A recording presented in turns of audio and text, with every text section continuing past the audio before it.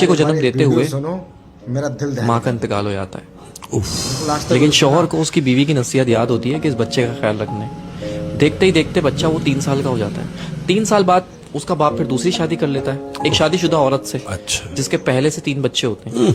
अच्छा, वो सौतेली माँ होती है जालिम, वो उस यतीम बच्चे पे बहुत जुल्म करती है।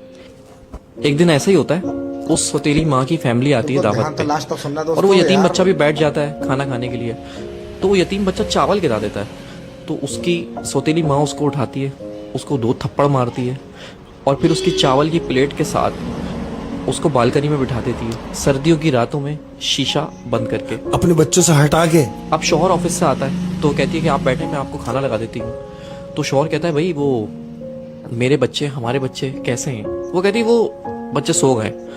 तो शौहर भी सो जाता है। जब शौहर सो जाता है तो उसकी बीवी ख्वाब में आती है और कहती है कि मेरे बच्चे का ख्याल रखो। वो अचानक उड़ जाता है और सौतेली माँ से पूछता है कि वो बच्चा कहाँ है मेरा?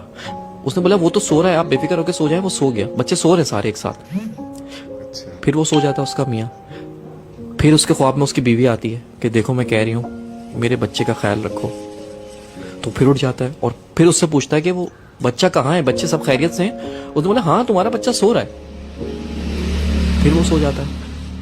तो फिर तीसरी बार वो बीवी उसके ख्वाब में आती है और कहती है कि अब तुम्हें ख्याल रखने की जरूरत नहीं है, क्योंकि मेरा बच्चा मेरे पास आ चुका है।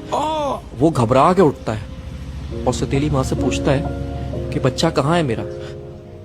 जाके देखता है कमरे में, तो वो तीनों बच्चे सो रहे होते हैं, लेकिन वो बच्चा नहीं होता जो उसका सगा है।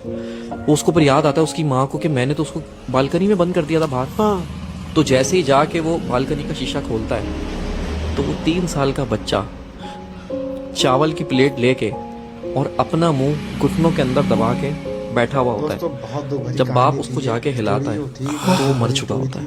दोस्तों वीडियो को शेयर जरूर करना और कमेंट करके बताना आपको ये स्टोरी कैसी लगी।